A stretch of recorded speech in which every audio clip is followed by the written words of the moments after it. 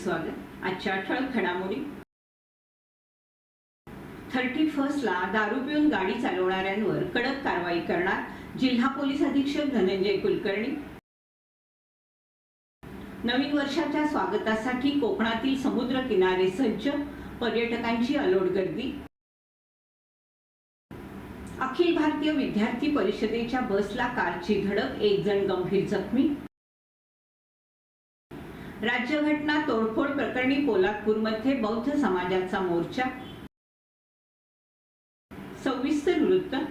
नवीन वर्षाचं स्वागत आणि 31 साजरा करण्यासाठी मोठ्या संख्येनं पर्यटक रत्नागिरी जिल्ह्यात येत आहेत। रात्र धुंदीत जागवण्यासाठी तळीरामांची वेगळीच लगबग सुरू झाली।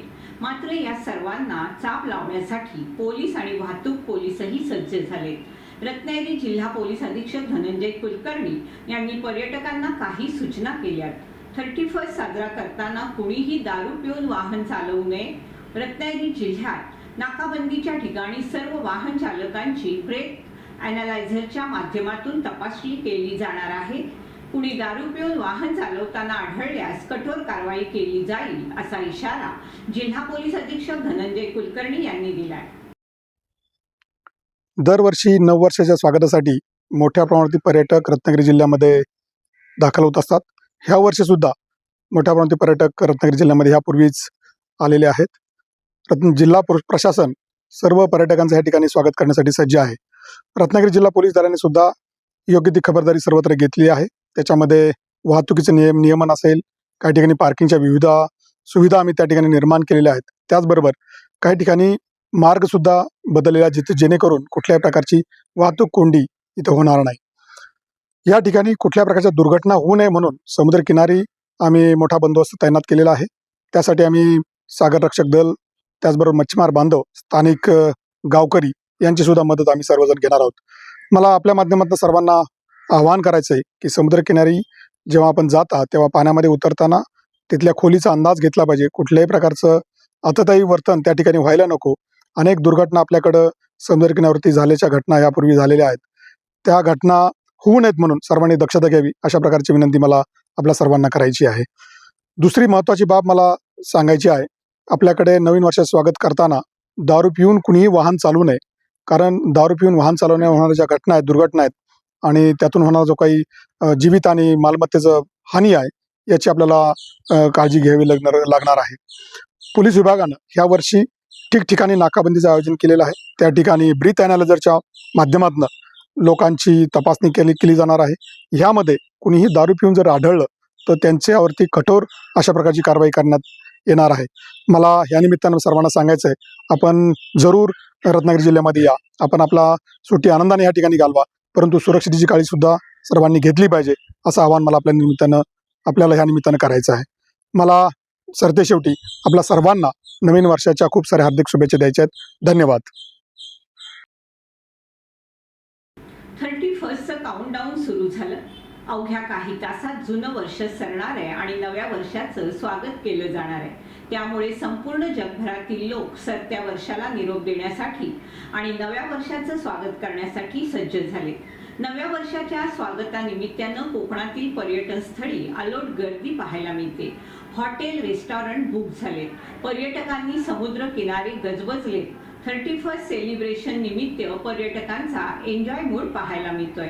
कोकणातील स्वच्छ, सुंदर, विस्तीर्ण समुद्र किनारे पर्यटकांचं खास आकर्षण आहे। या समुद्र किनाऱ्यावर आपल्या फॅमिलीसह लाखो पर्यटक दाखल झाले। समुद्र किनाऱ्यावरील वॉटर स्पोर्ट्स, डॉल्फिन सफर पर्यटकांना पर्वणी ठरते। एवढंच नव्हे तर हॉटेलमध्ये राहण्यासाठी पर्यटक पाहिजे ती रक्कम मोजायला तयार आहेत। मुंबई गोवा महामार्गावरील मुस्ते घाटाच्या पायथ्याशी असणाऱ्या वेरळ येथे सोमवारी पहाटे 4:30 वाजण्याच्या सुमारास मुंबईच्या दिशेने जाणाऱ्या लक्झरी बसला कारनं धडक दिल्यामुळे अपघात झाला। या अपघातात कारमधून प्रवास करणारा एक प्रवासी गंभीर जखमी झाला असून त्याला अधिक उपचारासाठी डेरवण येथील वालावलकर रुग्णालयात हलवल्याची माहिती सूत्रांकडून पुढे आली आहे। याबाबत मिळालेल्या अधिक माहितीनुसार सिंधुदुर्ग जिल्ह्यात आयोजित करण्यात आलेल्या अखिल भारतीय विद्यार्थी परिषदेच्या अधिवेशनावरून मुंबईकडे परतणाऱ्या विद्यार्थ्यांच्या खासगी आराम बसला भोसते घाटाच्या पायथ्याशी समोरून येणाऱ्या कारनं समोरासमोर धडक दिल्यामुळे हा अपघात घडलाय। हा अपघात इतका भीषण होता की या अपघातात कारच्या दर्शनी भागाचा पूर्णपणे चक्काचूर झाल्याचं पाहायला मिळतंय। या कारमधून प्रवास करणाऱ्या 6 प्रवाशांपैकी एकाला गंभीर स्वरूपाची दुखापत झाली असून त्याला अधिक उपचारासाठी डेरवण येथे हलवण्यात आलंय। या अपघाताची माहिती मिळताच खेड पोलिसांनी घटनास्थळी धाव घेऊन मदत कार्य केलं आणि महामार्गावर वाहतूक सुरळीत केली। अधिवेशनावरून परतणाऱ्या विद्यार्थ्यांना मात्र या अपघातामुळे दुपारी 3 वाजेपर्यंत वेरळ येथे तात्काळ थांबावं लागलं। दुपारी 3 वाजता पर्यायी बस आल्यानंतर हे विद्यार्थी अखेर मुंबईच्या दिशेने रवाना झाले। या अपघाताची माहिती मिळताच खेड शहरातील सामाजिक कार्यकर्त्यांनी आणि राजकीय पदाधिकाऱ्यांनी घटनास्थळी धाव घेऊन विद्यार्थ्यांची विचारपूस करत त्यांच्या खाण्यापिण्याची देखील व्यवस्था केली। रत्नागिरी तालुक्यातील निवळी गावडेवाडी नंबर 2 जवळ किरण रघुनाथ साळवी यांच्या फार्म हाऊस येथील विहिरीतील पाण्यात भक्ष्याच्या शोधात आलेल्या बिबट्याचा बछडा पडला। वन विभागाचे कर्मचारी, पोलीस आणि ग्रामस्थांच्या मदतीनं त्याला सुरक्षित बाहेर काढण्यात यश आलं। मात्र दुसऱ्यांदा बिबट्याचा बछडा भक्ष्याच्या शोधात मानवी वस्तीत शिरल्याने भीतीचं वातावरण निर्माण झालंय। किरण रघुनाथ साळवी यांच्या फार्म हाऊस मधील विहिरीत पडलेल्या बिबट्याचा बछडा प्रथम फार्म हाऊसची देखभाल करणारे घाणेकर यांनी पाहिला। त्यांनी याविषयीची माहिती विनय मुकादम, सुभाष मालप आणि निवळी गावचे उपसरपंच संजय निवळकर यांना दिली। त्यावेळी उपसरपंच निवळकर यांनी पाहणी करून त्याची माहिती ग्रामीण पोलीस ठाणे आणि वन विभागाला दिली। या ठिकाणी तात्काळ ग्रामीण पोलीस ठाण्याचे अधिकारी यादव, वीट अंमलदार कोकरे, भिसे तसेच वन विभागाचे अधिकारी गावडे, राजेंद्र पाटील, कदम हे हजर झाले। एका पिंजऱ्याच्या सहाय्यानं आणि ग्रामस्थांच्या मदतीनं वन विभाग आणि पोलिसांनी बिबट्याच्या बछड्याला विहिरीतून बाहेर काढण्यात यश मिळवलं। शुक्रवारी 28 डिसेंबर रोजी रात्री 9:30 वाजता बिबट्याच्या बछड्याला पिंजऱ्यात कैद करून विहिरीतून सुखरूप बाहेर काढण्यात आलं। मात्र निवळी गावात हा प्रकार दुसऱ्यांदा घडल्याने रानटी प्राणी मानवी वस्तीत येऊ लागल्यामुळे भीतीचं वातावरण आहे। परभणी हिंसाचारात सोमनाथ सूर्यवंशी या व्यक्तीच्या संशयास्पद मृत्यूच्या निषेधार्थ आज रायगडमधील पोलादपूर शहरात आंबेडकरी समाजाकडून जाहीर निषेध व्यक्त करण्यात आला। यावेळी गृहमंत्री अमित शहा यांनी डॉक्टर बाबासाहेब आंबेडकर यांच्याबद्दल केलेल्या वक्तव्याचा देखील तीव्र निषेध करत या कार्यकर्त्यांनी संताप व्यक्त केला। परभणी येथील घटनेत संविधान प्रतिकृतीची ज्या माथेफिरूनं तोडफोड केली त्या माथेफिरूच्या विरोधात देशद्रोहाचा खटला चालवावा, शिवाय परभणीचे पोलिसांवर मनुष्यवधाचा गुन्हा दाखल करावा अशी मागणी यावेळी या कार्यकर्त्यांनी केली।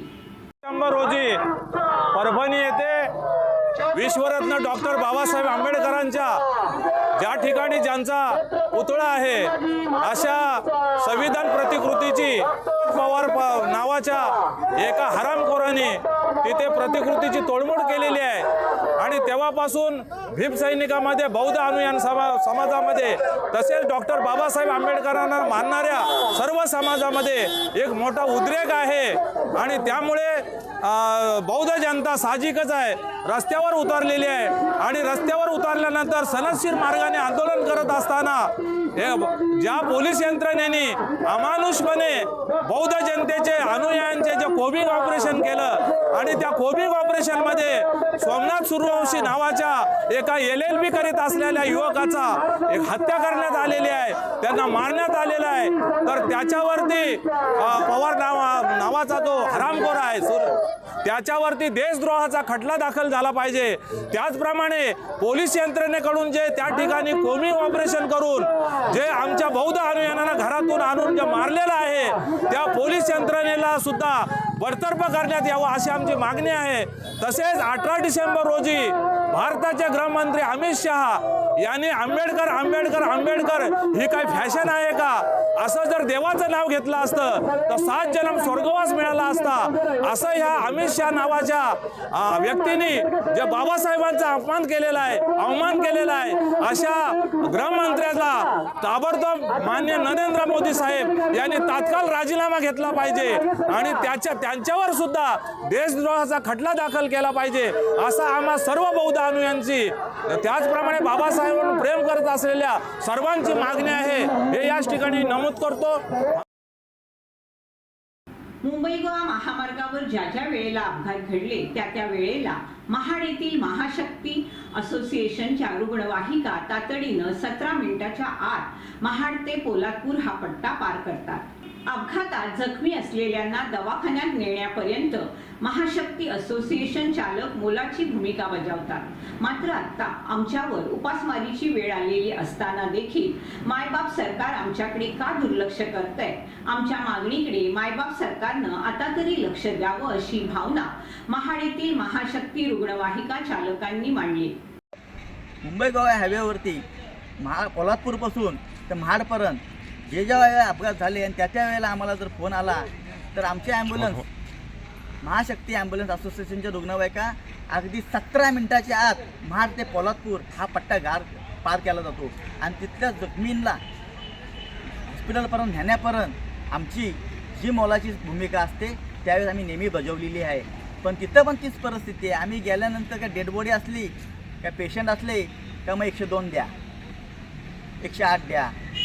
आणि मग आम्ही काय घोडे मारलेत? आम्ही 17 ते 34 किलोमीटर आमचा प्रवास झाला आहे, आमचा पेट्रोल गेलं आहे, सगळे गेलं आहे. पण तिथं गेल्यानंतर 102 रुग्णवाहिका ही बॉड्या नेण्याकरता देण्यात आलं. हे खरं दुर्दैव आहे. आज कोल्हापूर तालुका अतिशय दुर्गम भाग आहे, खाडीफाडीतला रस्ता ह्या डोंगरातला भाग आहे सगळा. तिथं जर एखादी दुर्घटना घडली तर त्या PSCला गाडी कुठून द्यायची? आणि तिथल्या रुग्णांनी काय पाप केले तर तुम्ही तिथं गाडी उपलब्ध करून देऊ शकली नाहीत? कारण का त्या बॉड्या पोचवण्यासाठी बॉड्या गेल्यातच मुंबईला पुण्याला ह्याला कोण वाली आहे का नाही? त्याला कोण जाब विचारणारा कोण आहे का नाही? हे मुंबई गोवा हायवे, ह्या मुंबई गोव्यावरच्या अपघाताची मालिका नेहमीच चालू असते. बाईक स्वार असेल, मोठ्या गाड्या असतील, सायकल स्वार आहेत, बरेच अपघात पादचारी आहेत. ह्या जखमींना ने हा करण्यासाठी गाड्यांची आवश्यकता लागतेच ना. पण तालुक्यात दुर्गम भाग आहे, तिथं जर एखादा इन्सिडेंट घडला तर तिथल्या लोकांनी कुणाकडे बघायचं? तिथल्या लोकांना वाऱ्यावर टाकून तुम्ही त्या बॉड्या पोहोचवण्यासाठी त्या गाड्या देता. शासनाच्या गाड्यात 102 रुग्णवाहिका आहेत. ह्या रुग्णवाहिका ज्या आहेत ह्या डिलेव्हरी पेशंटसाठी दिलेल्या आहेत, बॉड्या वाहतुकीसाठी दिलेल्या नाहीत, त्या पेशंट वाहतुकीसाठी दिलेल्या नाहीत. जर मास कॅज्युअलिटी असेल तर 25च्या पुढं जर रुग्ण असतील, त्या बॉड्या असतील तर शासनाने त्यात तरतूद केलेली आहे. तुम्ही पुरी PSC खाली करू नका, पुरा तालुका खाली करू नका, त्यातल्या निवडक गाड्या काढा आणि त्या गाड्या तुम्ही त्या पेशंटसाठी द्या, बॉड्यांसाठी द्या. असं GR नाही. त्या बॉड्या पोहोचवण्यासाठी तुम्ही प्रायव्हेट गाड्या आहेत ना, त्यांचा विचार करा ना. तुम्हाला तहसीलदारांचा फोन येतोय, राज्यकर्त्यांचे फोन येत आहेत, त्यांचे फोन येऊन आम्ही माहितीच्या अधिकाराखाली हा पत्र दिलं होतं. त्यानंतर तिथं GR आला आहे बाबा बॉड्या पोहोचवण्यासाठी गाड्या नाहीत म्हणून.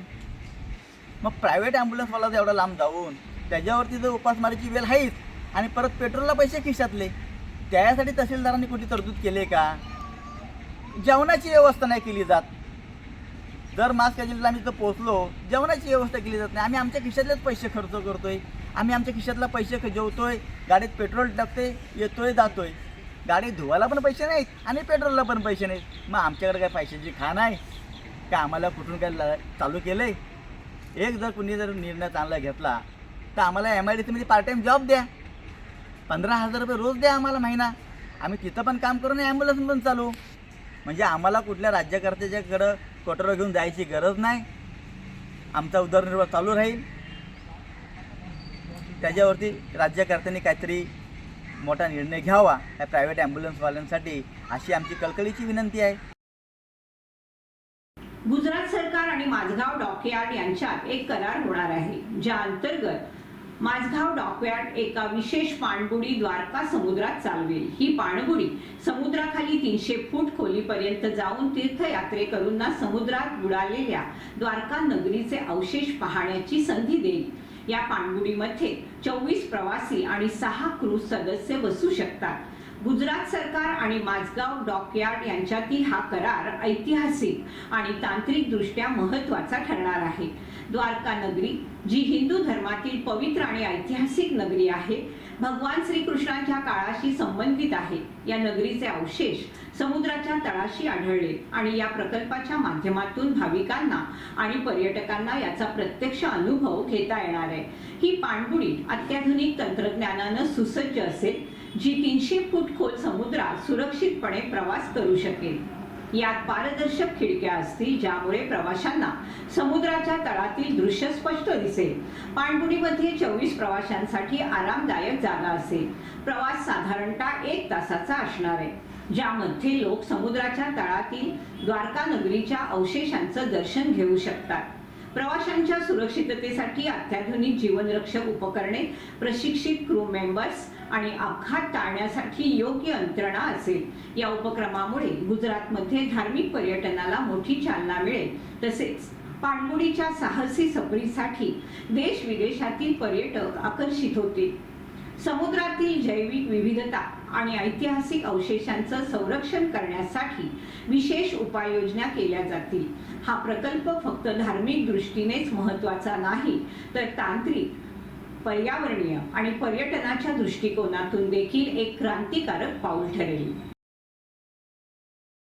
शनिवार दिनांक 21 डिसेंबर 2024 रोजी आविष्कार group international robotics championship 2024-25 Mumbai येथे VT इंटरनॅशनल स्कूल मालाड यांच्या अंतर्गत घेण्यात आलेल्या रोबोटिक्स स्पर्धेमध्ये रोटरी इंग्लिश मीडियम स्कूल खेडच्या विद्यार्थ्यांनी आपल्या प्रशालेचं नेतृत्व करत सुवर्ण आणि रौप्य या पदकांना गवसणी घातली.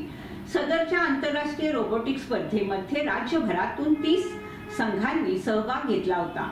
यामध्ये ज्युनियर लेवल वयोगटातील स्पर्धक आशिष चौगुले, झरीफ जमादार यांनी सुवर्ण पदक, अब्दुल्ला डावरे आणि कांक्षी भाण यांनी रौप्य पदक, तसेच सिनियर लेवल वयोगटातील ईशान चितळे, आर्य कोकाटे या विद्यार्थ्यांनी रौप्य पदकाला गवसणी घातली. याबरोबरच पहिल्या गटामध्ये गुडेकर, स्मित तांबे, प्रिशा शिगवण आणि द्वितीय गटामध्ये आराध्य मेहता, जगेत तडवी आणि अवधूत देसाई हे विद्यार्थी दिल्ली येथे होणाऱ्या आंतरराष्ट्रीय रोबोटिक्स स्पर्धेकरता पात्र झाले. याबरोबरच पहिल्या गटामध्ये श्री गुडेकर, स्मित तांबे, प्रिशा शिगवण, द्वितीय गटामध्ये आराध्य मेहता, जमीर तडवी, अवधूत देसाई हे विद्यार्थी दिल्ली येथे होणाऱ्या आंतरराष्ट्रीय रोबोटिक्स स्पर्धेकरता पात्र झाले.